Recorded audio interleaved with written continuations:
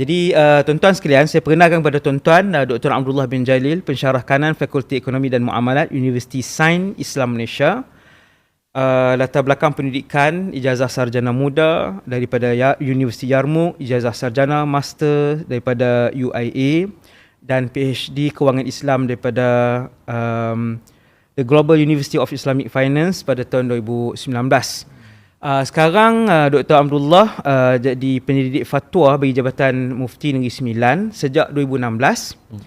Fellow Nadwah Ahlussunnah wal Jamaah Jabatan Mufti Perak.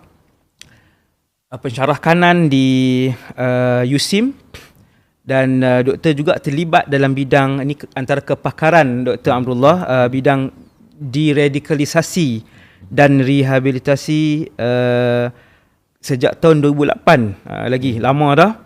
Dan ahli panel deradikalisasi dan pakar rujuk bagi kes-kes keganasan. Maka sesuai dengan tajuk yang saya bawakan pada kali ini, bongkar fahaman ekstremis dalam masyarakat Islam di Malaysia.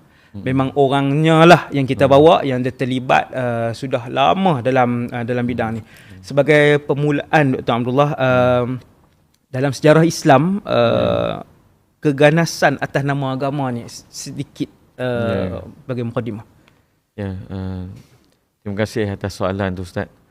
Bismillah walhamdulillah wassalatu wassalamu ala rasulillah wa ala alihi wa sahbihi wa man walah amma ba'd. Jadi memanglah kalau kita lihat berkenaan dengan keganasan ni, saya nampak bermula daripada keganasan pemikiran ataupun kita panggil ideologi lah. Sebelum keganasan dalam bentuk tindakan.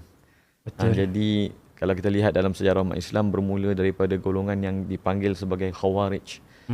Dan kalau kita lihat hadis-hadis Rasulullah sallallahu alaihi wasallam berkenaan dengan ahli bid'ah ni, kalau kita kaji paling banyak sekali berkenaan dengan Khawarij. Dan pemikiran ini mengikut Dr. Syekh Abdul Fattah Qudash Al-Yafi'i. Khawarij ni dalam hadis Rasulullah sallallahu alaihi wasallam ada banyak ciri-ciri dia. Dan ciri yang pertama sekali kalau disebut dalam kitab fiqh tu mesti mengkafirkan para muslimin. Dan yang kedua, ciri utama ni mudah mengkafirkan umat Islam. Mudah mengkafirkan umat Islam. Dan yang kedua, mentashbihkan Allah. Dan yang ketiga, ihtiqar ataupun tahqir, merendahkan Rasulullah sallallahu alaihi wasallam. Jadi berdasarkan hadis kata Syekh Abdul Fattah Qudash, ini tiga ciri yang pertama. Jadi kalau kita tengok orang ataupun fitnah kafir mengkafir ni mula timbul pertama sekali ketika zaman Sayyidina Osman radhiyallahu anhu. Ya, betul. Paling lama yang itulah itu kumpulan paling lama. Ya. Sebab tu dipanggil pembunuhan Sayyidina Osman ni dipanggil sebagai al-fitnatul ula, fitnah yang pertama. Jadi orang yang menuduh Sayyidina Osman ini dengan kononnya mengubah Al-Quran, menuduh kononnya mengamalkan nepotisme. Jadi ciri-ciri pentuduhan pengkafiran terhadap kibar sahabat tu dah berlaku zaman Sayyidina Osman radhiyallahu taala anhu. Jadi ulama kata Khawarij ni memang bid'ah pertama muncul dalam Islam.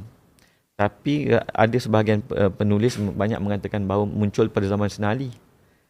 Tapi kalau kita kata dan lebih dakik lagi, terperinci lagi, muncul di akhir-akhir zaman Sayyidina Osman yang membawa kepada pembunuhan Sayyidina Osman radhiyallahu anhu, dan dia semakin marak api dia pada zaman Sayyidina Ali radhiyallahu anhu, khususnya apabila Sayyidina Ali radhiyallahu anhu bersetuju untuk membina majlis tahkim bersama Sayyidina Muawiyah radhiyallahu anhu. Jadi daripada orang-orang yang tak bersetuju ni ada dua golongan kan. Satu golongan yang keluar daripada ketaatan kepada Sayyidina Ali radhiyallahu anhu, mereka pergi ke Harura. Harura ni satu kawasan dekat dengan Kufah. Jadi mereka dikenali sebagai Khawarij pertama dalam Islam, Khawarij Haruriyah. Khawarij Haruriyah, dan mereka lah juga yang terlibat dalam peperangan Nahrawan dengan Sayyidina Ali radhiyallahu anhu.